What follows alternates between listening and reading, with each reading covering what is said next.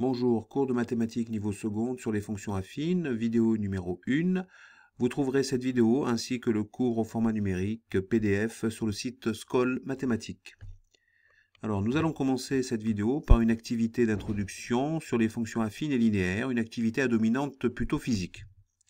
Alors la loi de Gay-Lussac affirme que pour un volume donné constant d'un gaz parfait, la pression exprimée en Pascal est proportionnelle à la température exprimée en Kelvin. Dans un récipient, un gaz parfait se trouve à une température de 300 Kelvin et une pression de 46 620 pascal. Après quelques temps, la température est de 380 Kelvin et la pression de 59 052 pascal. Calculez le coefficient de proportionnalité correspondant à cette situation. Deux nombres, on rappelle que deux nombres x1 et x2 sont proportionnels respectivement au nombre y1 et y2 si leurs rapports sont égaux, c'est-à-dire que y1 sur x1 égale y2 sur x2 qui est égal à m. On appelle m coefficient de proportionnalité. M est parfois appelé coefficient multiplicateur car pour connaître y1 ou y2, à partir de x1 ou x2, on effectue une multiplication par m. Donc il faut bien se rappeler que lorsque deux grandeurs, le rapport de deux grandeurs, quelle que soit leur valeur, est égal à une constante, on dit que ces deux grandeurs sont proportionnelles. Eh bien, on va le vérifier ici, puisqu'on nous dit que la pression, est proportionnelle à la température. Ça veut dire que pression, donc divisée par température en Kelvin, est égale donc à une constante que l'on va calculer. Donc c'est égal à une constante. On a donc ici 46 620 pascal divisé par 300 Kelvin. On obtient une constante de 155,4. Alors on va lui donner une unité pour ne pas blesser nos collègues de physique. On va donc avoir comme unité pascal par degré Kelvin. Et on peut vérifier qu'en faisant 59 052 pascal divisé par 380 Kelvin, on obtient exactement la même constante. Donc notre coefficient m, notre constante de proportionnalité, est donc égale à 155,4. Question B, donc quelle était la pression dans le récipient lorsque la température était de 330 Kelvin? Donc ici, il suffit de poser que la pression qu'on ne connaît pas, divisée donc par une température que l'on connaît, qui est de 330 Kelvin, est donc égale à la constante de proportionnalité, c'est-à-dire 155,4, et on peut dire que cette relation est équivalente à écrire donc que notre pression est donc égale à 155,4 multiplié par 330 Kelvin, et on obtient au final une pression de 51 282 pascal. Alors, petit c, quelle était la température en Kelvin dans un récipient lorsque la pression était de 50 000 pascal? Donc cette fois, on connaît la pression qui est de 50 000 pascal, donc divisé par la température en Kelvin que l'on ne connaît pas, qui est donc égale à une constante de 155,4.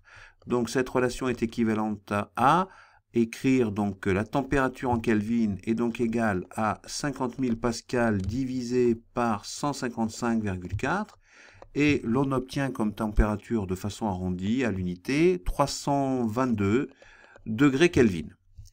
Petit d, citer la température en Kelvin, déterminer l'expression de la pression P en fonction de T, de quel type de fonction s'agit-il?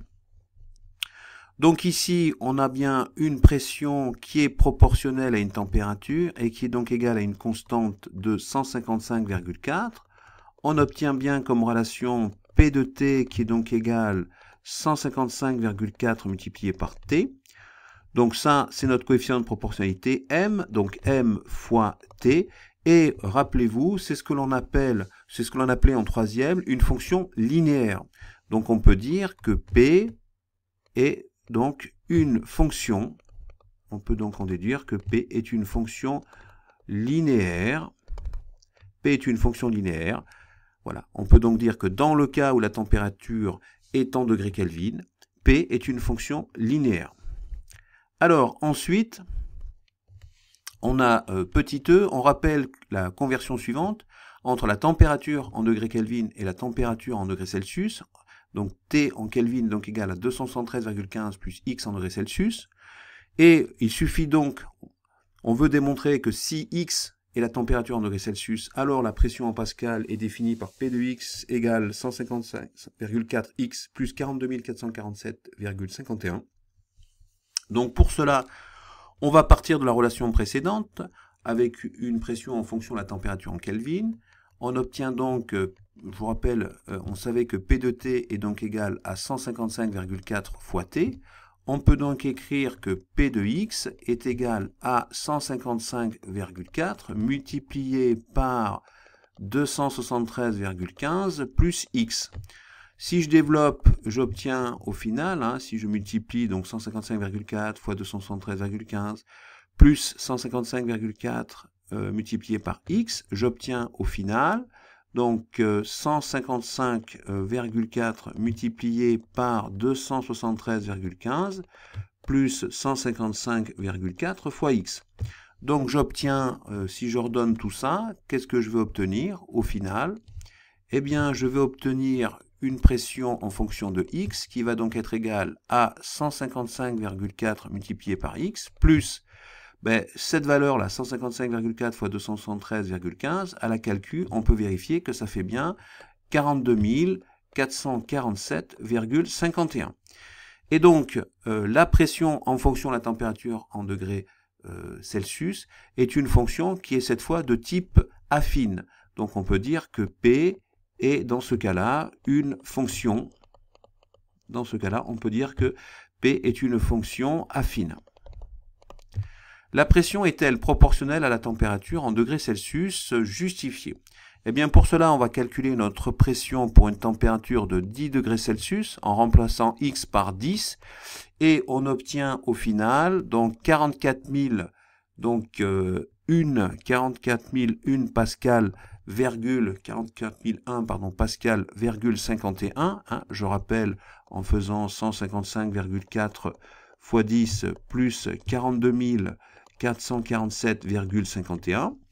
Si je fais ma pression pour 20 degrés C, donc je remplace x par 20, j'obtiens donc en faisant 155,4 fois 20 plus 42 447,51, j'obtiens au final une valeur de 2277,776 pascal. Je vous rappelle que l'unité de la pression est toujours en pascal.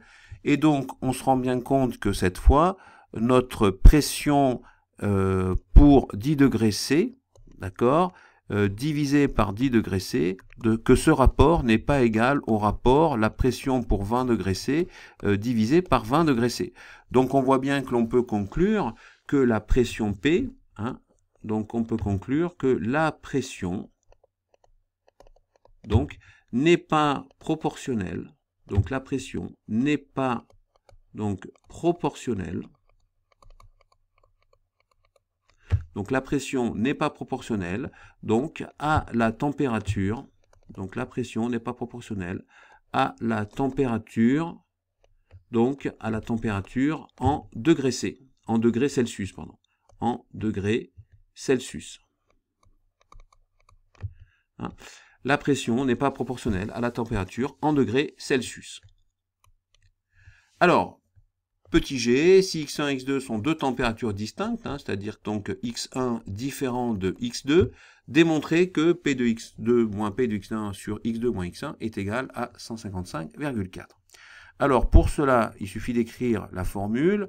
Donc, P de x2, d'après ce qu'on en a vu précédemment, est donc égal à 155,4 multiplié par x2 plus 42 447,51.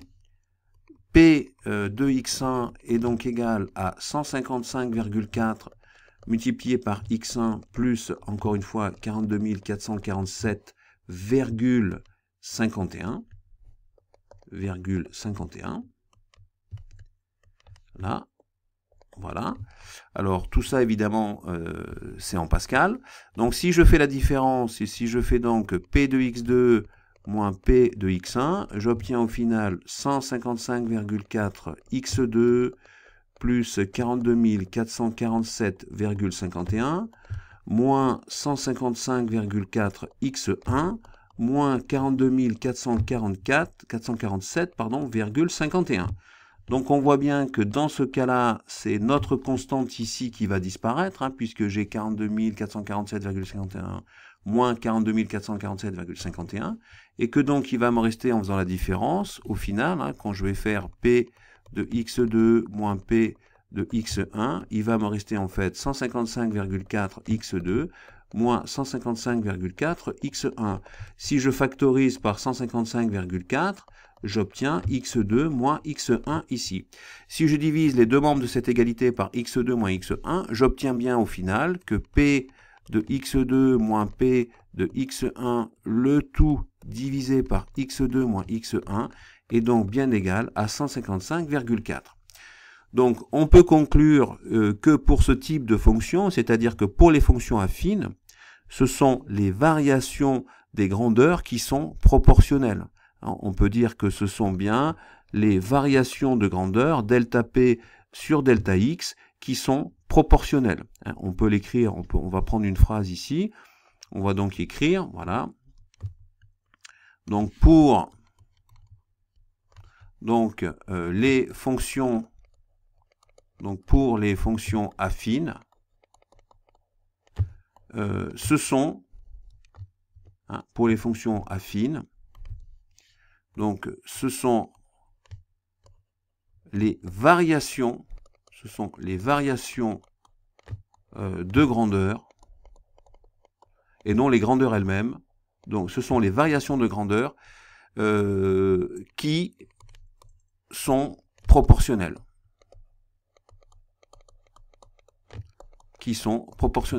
Rappelez-vous, quand c'était la température en degrés Kelvin, c'était les grandeurs elles-mêmes qui étaient proportionnelles. Or là, ce sont bien les variations de P sur les variations de X qui sont égales à une constante, qui sont proportionnelles. Donc, en conclusion, qu'est-ce qu'on peut dire de cette activité? On a retrouvé en fait deux fonctions que l'on avait vues en troisième. Donc, une fonction affine qui est une fonction définie sur l'ensemble des réels dans R et qui à X associe une quantité f de X telle que j'ai mx plus P, où M et P sont deux réels fixés. Donc, dans notre calcul, rappelez-vous, on avait donc P de X qui était égal à 155,4X plus 42 447,51. Donc ici, ça c'était M et ça c'était la valeur de P. Le coefficient directeur le coefficient M s'appelle coefficient directeur. Le coefficient P s'appelle l'ordonnelle origine, puisque si je fais X égale à 0, F de 0 qui donne P directement, effectivement P de 0 est donc égal à 42 447,51 pascal. Cas particulier, si P vaut 0, alors j'ai ce qu'on appelle une fonction linéaire. Rappelez-vous, c'est ce qu'on avait pour la température cette fois, mais en degrés Kelvin. On avait P de T qui était égal à M fois T. Donc ici, on avait toujours un M qui valait 155,4. Alors, on a aussi un autre cas particulier qu'on n'a pas vu dans l'activité. Si M vaut 0, la fonction affine est une fonction constante. Donc, ce qu'il faut bien comprendre, c'est que lorsque P vaut 0, on a une fonction linéaire. Et en fait, ce qu'il faut bien comprendre, c'est qu'une fonction linéaire, c'est un cas particulier de fonction affine. C'est-à-dire que les fonctions linéaires sont des fonctions affines. Les fonctions affines ne sont pas toutes des fonctions linéaires, mais toutes les fonctions linéaires sont des fonctions affines. Ce sont des cas particuliers de fonctions affines. De même que la fonction constante est un cas particulier de fonction affine. Eh bien voilà, j'espère que ça vous a plu, cette activité, et je vous dis à bientôt, évidemment, sur le site Scol Mathématiques.